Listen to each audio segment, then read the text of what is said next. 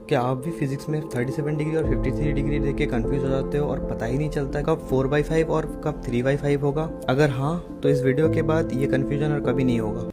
देखो, right angle triangle में सबसे बड़ा साइड होता है हाइपोटेनस, और जिस वाले एंगल के रिस्पेक्ट में हम लोग एनालिसिस कर रहे हैं उसका ऑपोजिट साइड जो होता है वो होता है परपेंडिकुलर, और जो बच गया उसको हम बेस बोल रहे हैं। हमें पता होता है कि perpendicular square plus base square होता है हाइपोटेनस का स्क्वायर, विच इज आपका पाइथागोरस थ्योरम। अब अगर हम स्केल से देखें तो हमें यहाँ पे देखने को मिलता है कि बेस जो अपने पास है वो है 4 यूनिट्स, परपेंडिकुलर जो है वो अपने पास है 3 यूनिट्स। तो अगर हम इस फॉर्मूला का यूज करें तो हमें देखने को मिलता है कि 3 स्क्वायर प्लस 4 स्क्वायर हो जाता है अपने पास 25, जो कि है आपके पास 5 स्क्वायर। इसका मतलब ये है कि h का वैल्यू 5 यूनिट्स होना चाहिए। अगर हम इसको वेरीफाई करना चाहें तो हम स्केल से कर सकते हैं। तो आप देख सकते हैं कि अपने पास जो हाइपोटेनस आ रहा है वो अपने पास 5 यूनिट्स आ रहा है। और आपने यहाँ पे एक बहुत ही बेहतरीन चीज़ नोटिस किया होगा कि यहाँ पे जो थीटा है वो 37 डिग्री है। अब अगर हम इसी एनालिसिस को इस वाले एंगल के रिस्पेक्ट में करें तो हाइपोटेनस तो यही होगा, परपेंडिकुलर ये वाला होगा और बेस अपने पास ये वाला होगा, राइट। तो यहाँ पर भी अगर हम देखें तो यहाँ पे परपेंडिकुलर अपने पास बन जाएगा 4 यूनिट्स, बेस अपने पास बन जाएगा 3 यूनिट्स और हाइपोटेनस अपने पास 5 यूनिट्स ही है। अगर हम इस थीटा की बात करें तो हम इसको बिना स्केल के भी मेजर कर सकते हैं। कैसे? लेट्स से मैं इसको थीटा 2 मान रहा हूँ और इसको थीटा 1। सिंपल कैलकुलेशन हमने बचपन में सीखा था कि theta 1 plus theta 2 plus 90 degree, जो कि ये है, अपना होना चाहिए 180 डिग्री के बराबर।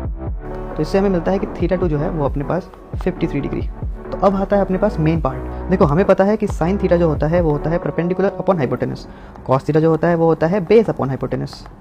तो इस ट्राइंगल से हमको सिंपली देखने को मिल रहा है कि साइन 37 डिग्री हो जाएगा 3/5, कॉस 37 डिग्री हो जाएगा 4/5, साइन 53 डिग्री हो जाएगा 4/5 और कॉस 53 डिग्री होगा 3/5।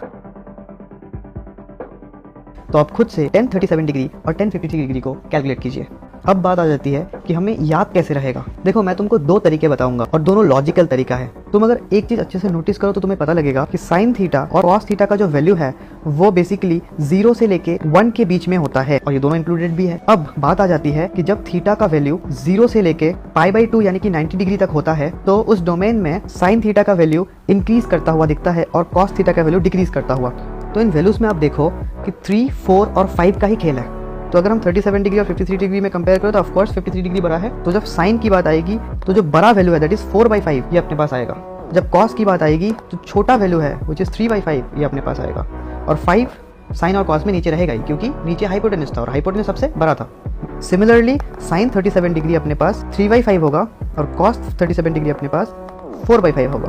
और एक तरीका ये है कि आप ये ट्राइंगल को बना लो, और ट्राइंगल बना के जो छोटा एंगल है विच इज 37 डिग्री उसके सामने हम छोटा साइड आएगा विच इज 3 यूनिट्स, और जो 53 डिग्री है उसके सामने जो साइड आएगा वो होगा अपने पास 4 यूनिट्स, और हाइपोटेनस तो बड़ा ही है, राइट। तो अगर आप ये सब चीज़ें याद रखेंगे तो आप कभी भी इस चीज़ को नहीं भूलेंगे।